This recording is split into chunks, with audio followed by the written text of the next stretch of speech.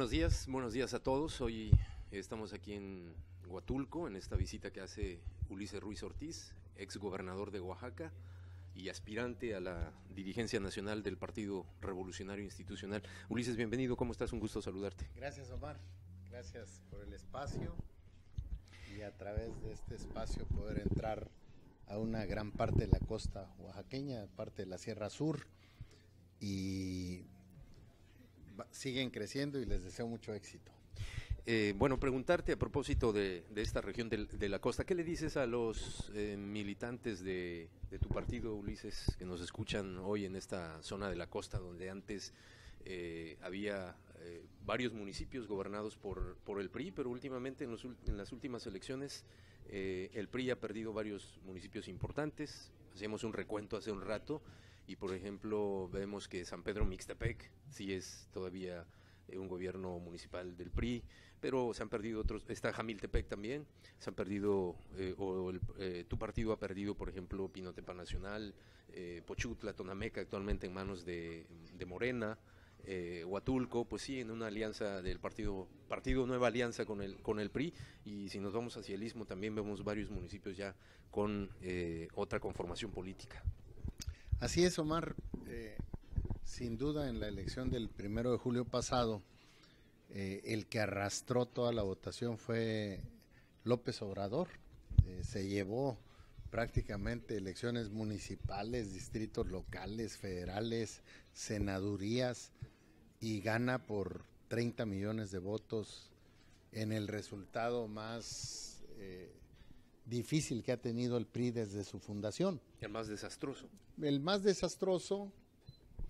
Sin duda hay muchos motivos de esa derrota, en gran parte quienes secuestraron al PRI, quienes no cumplieron como partido en el gobierno, los actos de corrupción que tantos escándalos generaron en el país, pues sin duda afectaron la imagen del PRI, el tener un candidato externo, romper los candados que Peña en ese entonces pues da la línea y usa a sus cerrajeros, como el gobernador de Campeche, como el exgobernador de Oaxaca, José Murat, como Emilio Gamboa, varios que fueron los cerrajeros de Peña para cumplir las instrucciones en la Asamblea Nacional que se celebra precisamente en Campeche, y donde se traiciona la militancia, y la militancia, muy molesta, pues vota incluso en contra del partido el pasado 1 de julio. Se dice que hasta 10 millones de priistas votaron en contra del PRI, y yo creo que muchos de ellos con toda la razón. ¿Era un plan orquestado, Ulises, de parte de este grupo que estaba en el gobierno? Me refiero a Peña Nieto, por ejemplo, de reconocer que iba a ser una elección muy complicada y prefirió entregar al partido, o sea, comenzar a hacer los cimientos de lo que fue la entrega del gobierno federal a un gobierno como el de Andrés Manuel López Obrador.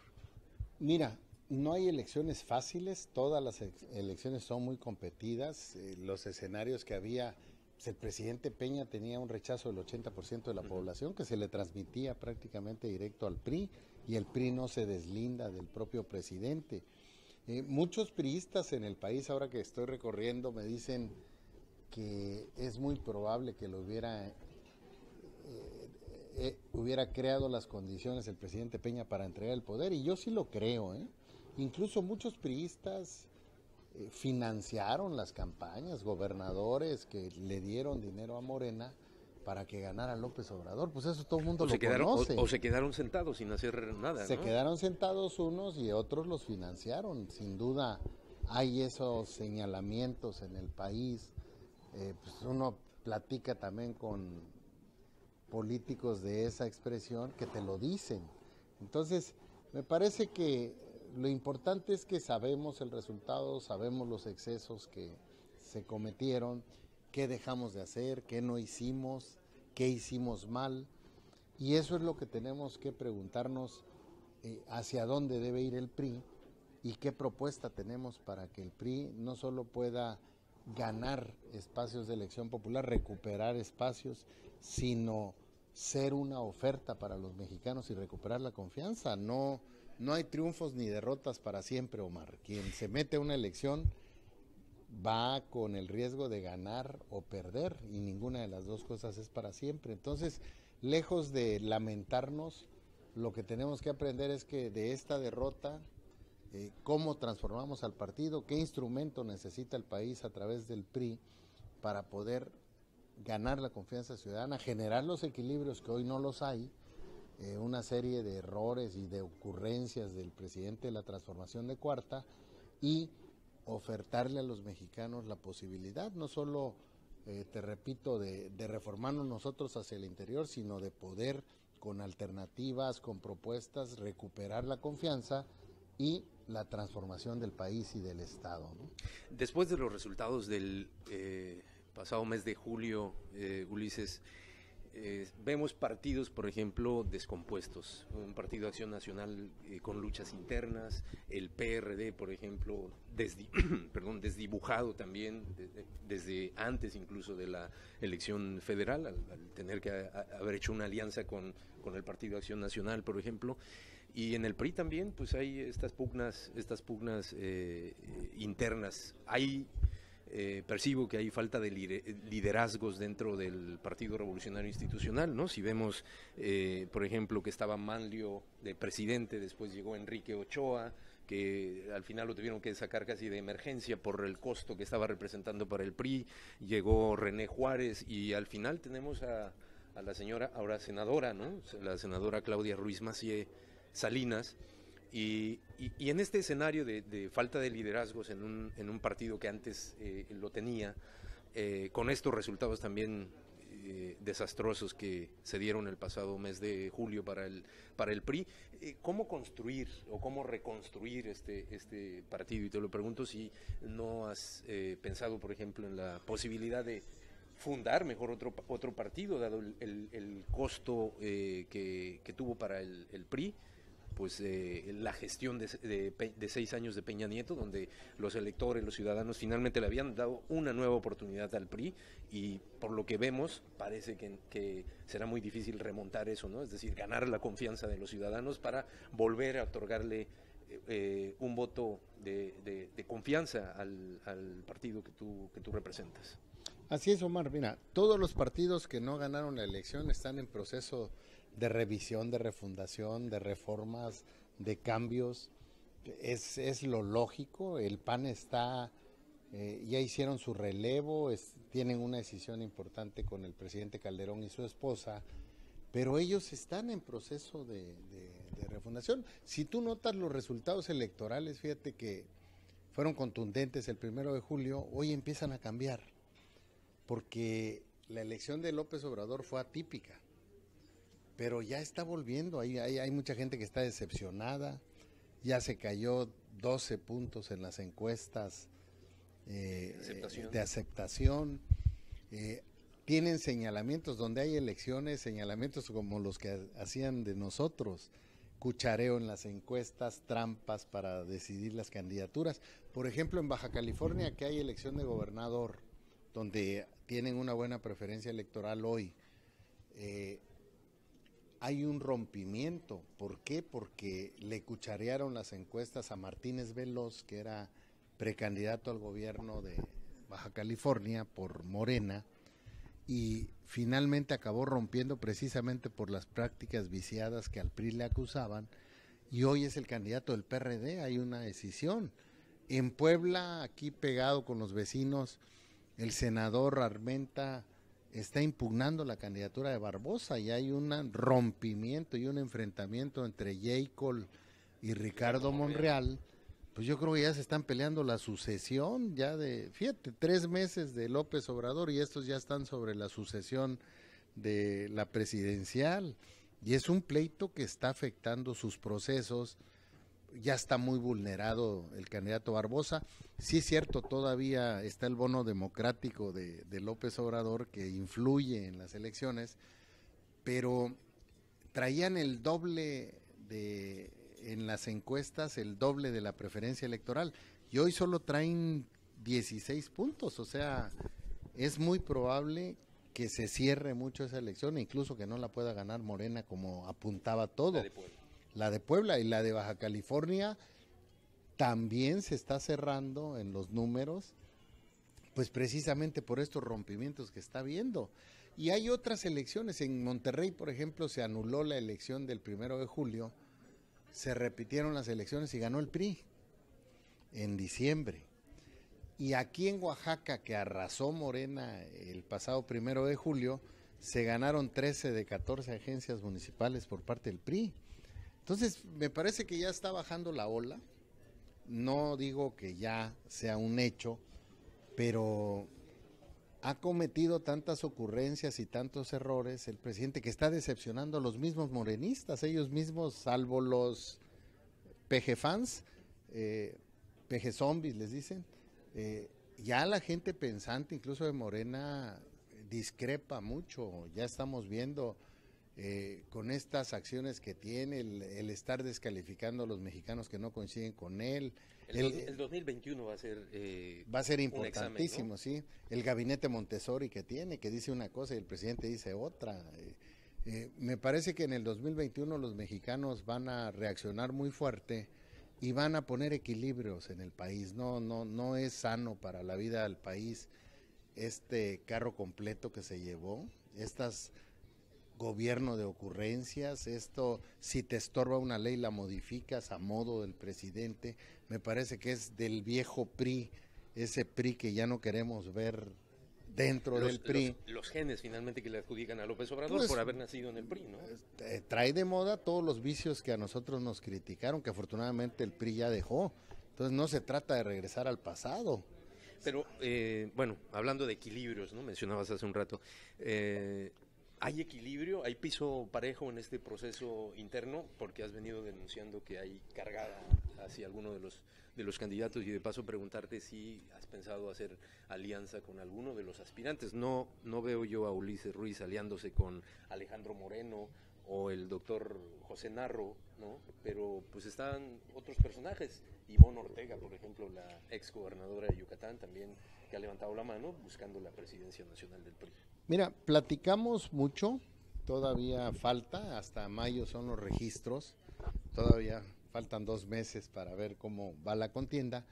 Lo que sí tenemos que hacer es construir diario las reglas, estar señalando las tentaciones que tienen priistas que no cambiaron, que no entendieron que se perdió la elección el 1 de julio y quieren repetir las mismas prácticas.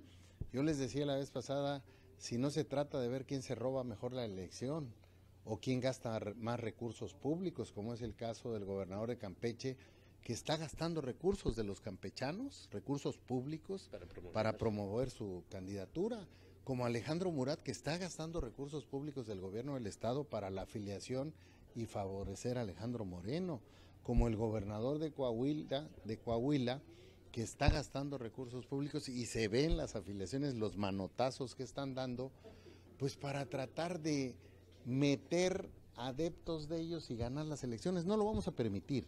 De hecho, la próxima semana tendremos una discusión muy fuerte porque el doctor Narro está planteando que no se acepten las nuevas afiliaciones. ¿Por qué? Porque tienen el sesgo, pero sobre todo porque tienen la ventaja de usar recursos públicos, compra de coches. Por ejemplo, aquí compraron 25, 30 coches que yo no creo que sean del comité directivo estatal. Ahí vamos a presentar la denuncia penal, lo más seguro, y son muy torpes para eso, además de todo. Lo más seguro es que sean recursos del gobierno del estado de Oaxaca. Es un gobernador que tiene el 80% de rechazo de su población. Se me hace muy riesgoso que esté usando recursos públicos para favorecer a su amigo, el gobernador de Campeche, y sobre todo el amigo del papá, porque el papá es el que decide esas cosas, no el gobernador de Oaxaca.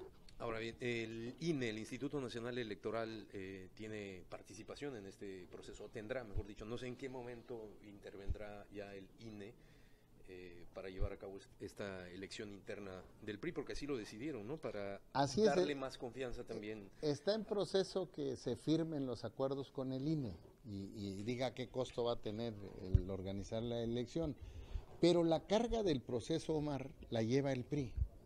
O sea, el INE te integra casillas, información, te cuida el material electoral, ve que el material electoral sea confiable, pero la carga del proceso, las reglas del propio proceso, el que haya el piso parejo, se tiene que decidir por la Comisión Nacional que no se ha instalado, que debió instalarse hace 18 días. Yo ayer presenté un documento al Comité Nacional precisamente diciendo que qué pasa con la Comisión Nacional, que es la que tiene que asumir las funciones.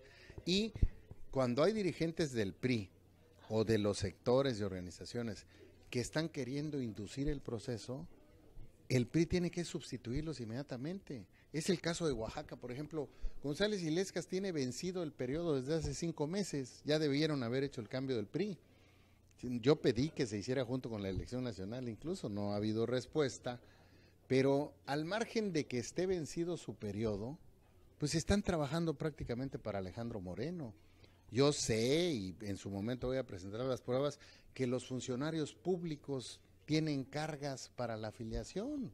Están usando recursos públicos de Oaxaca. Ahí anda el señor Eleodoro, que ya no sé ni dónde esté, porque pues Eleodoro Díaz Escárraga ahí amenazando y diciendo que los traidores ahora andan recorriendo el estado. O sea, ¿con qué autoridad Eleodoro Díaz Escárraga, que perdió además contundentemente en Tlaxiaco, donde fue candidato que ni es de ahí, anda amenazando al priismo de la Mixteca, pero además peleándose con Avilés y con otros funcionarios que ya nombró el gobernador encargados de la afiliación del PRI? Imagínate, son tan burdos y tan torpes que además todo se sabe.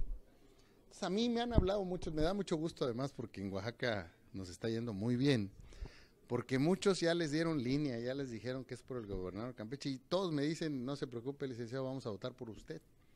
Entonces hasta me están haciendo un favor ahí, afiliando como locos por todos lados, porque mucho de ese priismo va a votar por nosotros.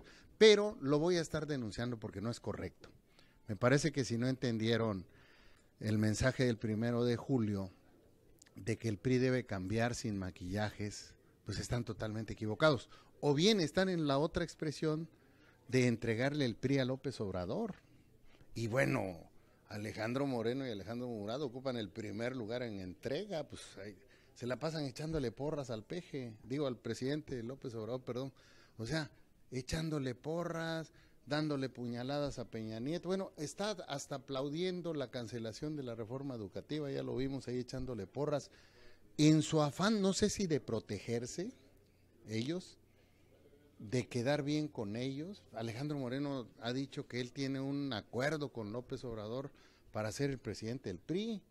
Entonces, fíjate, nosotros estamos peleando para que no haya imposiciones en el PRI y resulta que López Obrador con Alejandro Moreno quieren imponer al presidente del PRI. No lo vamos a permitir. ¿Va a ser o es una prueba este proceso electoral para ganar o de plano ya derrumbar la confianza o la esperanza que tienen los convencidos militantes del PRI hacia este partido? Yo estoy convencido que el PRI puede no solo recuperar la confianza de los mexicanos, no solo discutir y salir de la Asamblea Nacional con una nueva propuesta de país, una nueva propuesta en las regiones del país y recuperar los espacios, ganar el Congreso en el 2021, entregarle la decisión de las candidaturas, que es lo que yo estoy proponiendo, para que solo haya la elección directa para presidentes municipales, para diputados locales, federales, para gobernador, para presidente de México, para los plurinominales, para los senadores, diputados federales, plurinominales, diputados locales, plurinominales, que vayan a internas, que se voten las candidaturas, que sea el único método de elección. Yo no voy a andar con el rollo que andan mis compañeros de decir, vamos a acercarnos a la militancia, no. Hagámoslo en concreto, modifiquemos el estatuto y solo dejemos la consulta, se llama elección abierta por la militancia, consulta directa, para elegir todos los cargos de elección popular y todos los cargos de dirigencia del PRI. ¿Y qué vas a lograr?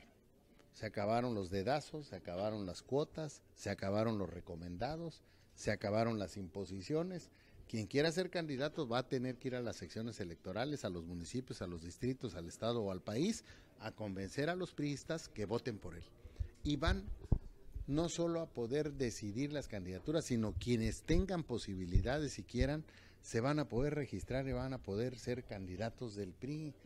Porque el problema es que muchos militantes que tienen el derecho, que tienen el trabajo, no los dejan pasar. Decía Colosio que los principales sorprendidos con las candidaturas del PRI eran los militantes porque no conocían a sus candidatos, se los mandaban de fuera o los importaban de otros estados de la República. No conocen el estado, no conocen el distrito, no conocen los municipios. Pues, ¿qué sucede? Pues no sabes por qué rumbo llevar al municipio, al distrito, al estado o en el caso del país. Entonces, regrésale a la militancia ese poder, pero en los hechos, sin rollo, sin verbo, sin mentiras. Si solo dejamos el procedimiento de elección, no habrá discusión en qué procedimiento va a ser, van a ser de elecciones. Le vamos a quitar 2 funciones, por ejemplo, al Consejo Político Nacional. Ya no va a decidir el método, o al estatal, ya no va a decidir el método de elección. Y segundo, como las pluris se van a ir a votación, tampoco van a poder votar las pluris ya. Entonces, resolvemos asuntos de fondo, le damos el poder a los militantes para que voten y participen en las elecciones internas y nos representen. Y si lo vota la mayoría de la base militante, generas condiciones de unidad, de fortalecimiento y de garantía electoral. Quien gana una interna tiene un paso metido para ganar la elección constitucional, que se va a ganar con propuestas, que se va a ganar con la discusión que tengamos en materia ideológica, recuperando lo mejor de nuestro origen, pero viendo un partido del siglo XXI, un partido moderno, un partido que incorpore instrumentos que antes no se tenían. Entonces, esta es la oportunidad que tiene el PRI, ¿sí? Probablemente la última, de refundarse, de cambiar las reglas, de cambiar la forma de hacer política, de desterrar vicios, de desterrar prácticas que nos llevaron al tercer lugar, que precisamente Peña y sus excesos de sus cuates, de gobernadores que fueron escándalos, los que él tanto presumía, que hoy están presos, que hoy andan huyendo algunos y que otros siguen gobernando, pero que son el perfil de Peña y que tanto dañaron la imagen del PRI. Pero todo esto que mencionas es al interior del PRI. ¿Qué es lo que propone el PRI? O sea, ¿cómo se visualiza el PRI en este futuro? Porque pues finalmente habrá que reconocer que López Obrador alcanzó esta votación histórica de más de 30 millones de sufragios en las elecciones federales, porque está proponiendo un cambio de la política económica, ¿no? Dice, la política neoliberal en la que nos metieron los gobiernos priistas durante más de 3 décadas ha dado estos resultados, ¿no? Indicadores pues magros en desarrollo económico, la pobreza sigue creciendo, la corrupción, la criminalidad, en fin, todos estos factores que influyeron para que López Obrador llegara a la presidencia. ¿Cómo se visualiza el PRI en el futuro, como mencionabas hace un rato, como un partido moderno? Somos un partido socialdemócrata. Nosotros no queremos ni el PRI neoliberal, que provocó 53 millones de pobres, con una política social que administra pobres, que es la misma que está aplicando López Obrador. La de mantener esta pues cuota mantener pobres, administrarlos, dar programas y programas y programas para mantener la pobreza, no para resolverla, ¿no? Pero tampoco, así como no queremos el PRI neoliberal, tampoco queremos el PRI populista de la etapa de Díaz Ordaz que representa a López Obrador. López Obrador es un populista puro. López Obrador solo está atendiendo a una parte de la población que es la que está en pobreza. La clase media y las clases acomodadas que pueden invertir en proyectos de infraestructura en el país no tienen un espacio. El presidente López Obrador se dedica un día sí y el otro también a descalificar a los mexicanos que no coinciden con él, que son la mayoría. Él ganó con 30 millones de votos, nadie se los niega, nadie se los regatea, pero no es la mayoría de la población. Entonces, a mí me parece, y muchos de ellos ya están arrepentidos incluso de haber votado por él. Tú lo estás viendo permanente, o sea, cayó 12 puntos en los últimos 40, 50 días en las encuestas nacionales. Entonces, nosotros no le apostamos al fracaso del presidente, hombre, pero no puedes quedarte callado ante un gobierno de ocurrencias, ante un gobierno que está cometiendo tantos errores, ante un gobierno que no tiene ningún fundamento ni elemento, sino solo lo que él dice. Él descalifica hasta su propio gobierno. El secretario de Comunicaciones dice que no hubo corrupción en el aeropuerto de la Ciudad de México. El presidente sale y dice sí hubo corrupción. El subsecretario de Hacienda dice no es viable la refinería el secretario de Hacienda no es viable ni financiera ni técnicamente la refinería de Dos Bocas en Tabasco, y el presidente dice ahí va la refinería. El secretario de Hacienda dice que va a regresar la tenencia. El subsecretario lo dice, ¿no? El subsecretario. La tenencia vehicular. Y el presidente lo desmiente.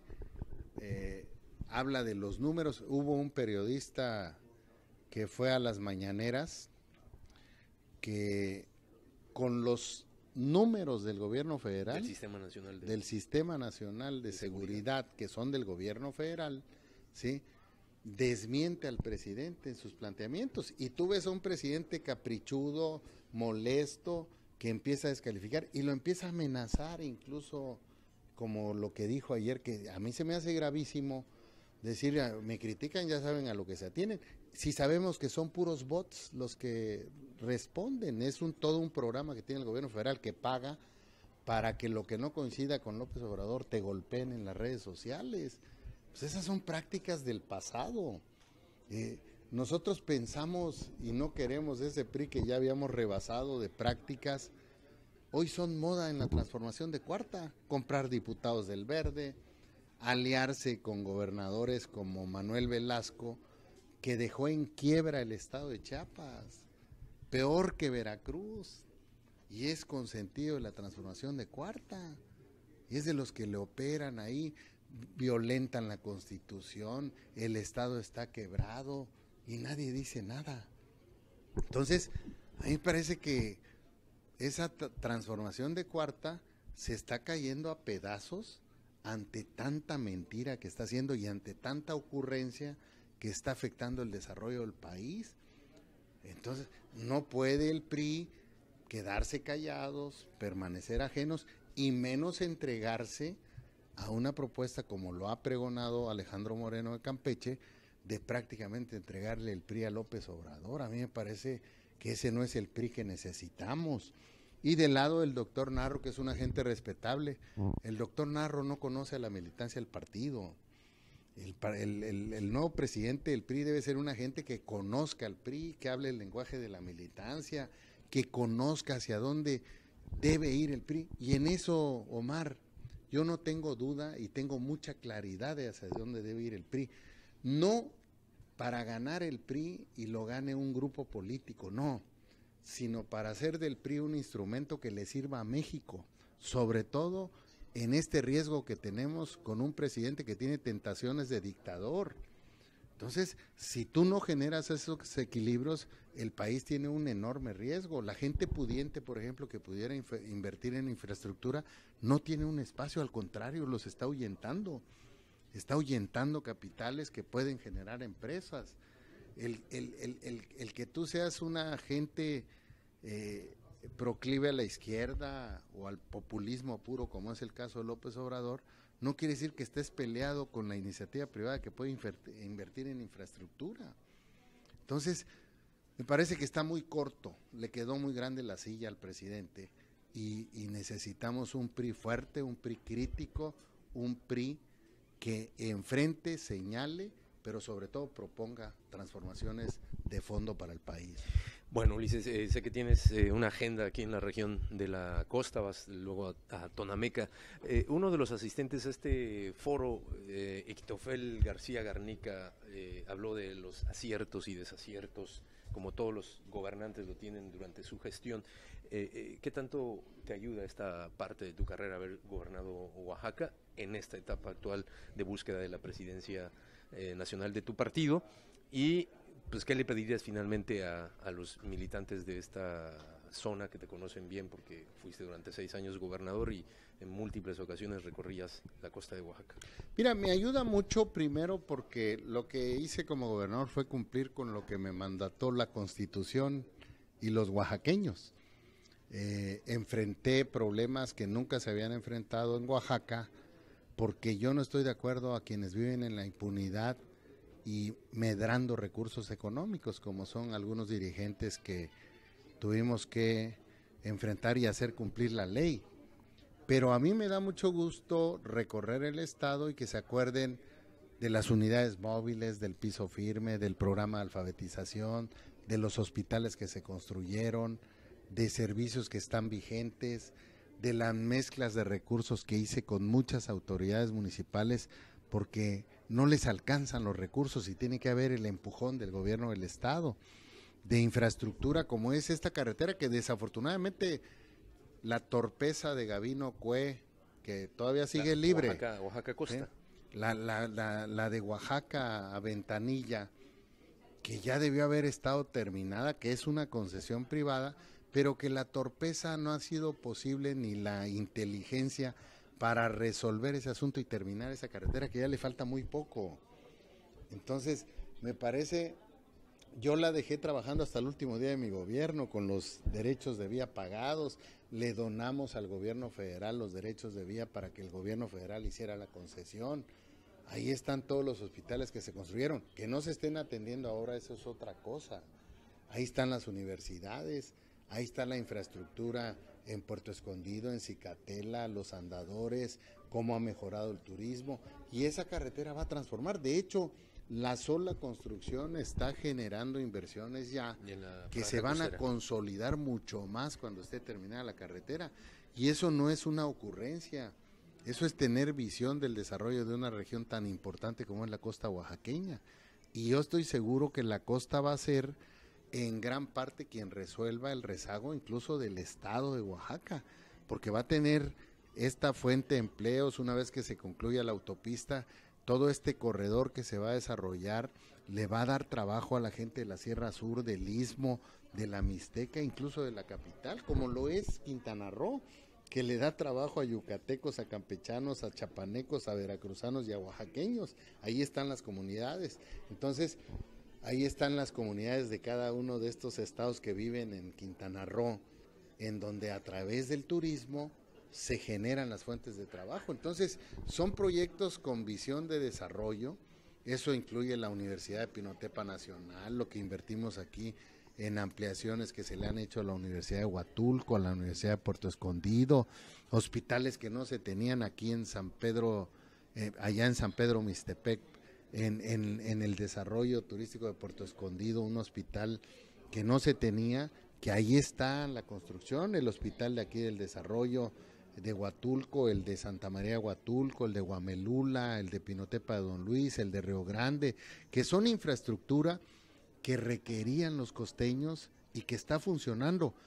Que se ha venido a menos, pues es responsabilidad de los gobiernos federal y estatal, que no han tenido la visión para poder resolver el que tengan medicinas, el que tengan médicos, el que tengan especialistas, pero ahí está construida la infraestructura. Entonces, ahí están los módulos de maquinaria, en varias partes no quisieron regresárselos al gobierno del estado, que todavía están funcionando, o sea, es infraestructura que se le entregó a los pueblos con toda claridad. Yo fui el gobierno más auditado de México, fui el gobierno que más auditorías le hicieron, pues dos gobiernos panistas como es el de Fox y de Calderón me auditaron cerca de 50,000 millones de pesos y ninguna derivó en peculado. Entonces, mucho de lo que se me señala hoy es guerra sucia, que pagan desde el gobierno de Oaxaca por instrucciones del papá del gobernador. Entonces, suben bots, quieren repetir, todo eso lo revisó una procuraduría que era panista. Todos los expedientes se cerraron, yo no tengo nada de qué avergonzarme en ese sentido, yo no maté a nadie, yo no me robé el dinero, yo no tengo propiedades en Estados Unidos, ni tengo hoteles en la costa, ni tengo línea aérea como Aerotucán, ni tengo hoteles aquí en balcones de Tangolunda, ahí en Puerto Escondido, ni propiedades como las tiene, ya le dicen el Trump oaxaqueño al licenciado José Murat, tiene más propiedades que Trump en Estados Unidos y aquí ni se diga. A mí pueden revisarme, mi ambición no es el dinero, hombre, lo que tengo es público, yo no tengo casas en las playas, ni tengo casas en el extranjero, ni tengo prestanombres, ni tengo avión como él lo tiene, que ya le cambió la matrícula, por cierto, la traía a su nombre, ya le cambió una matrícula gringa, o sea, yo no tengo esos excesos, no me interesa hacerme rico, no me interesan los cargos de elección y quiero ser diputado en la siguiente elección. A mí me parece que el PRI necesita, ¿sí?, cambiar como está cambiando la sociedad mexicana para poder ser un instrumento de México al servicio de los mexicanos. Y yo estoy convencido de que el PRI lo puede hacer. Muchas gracias, Ulises. Gracias, Omar, y al priismo de esta importantísima región de la costa. Ustedes van a decidir la próxima elección y yo les pido que nos apoyen porque vamos a cambiar al PRI sin maquillajes. Muchas gracias. Gracias. Despedimos esta transmisión. Muchas gracias.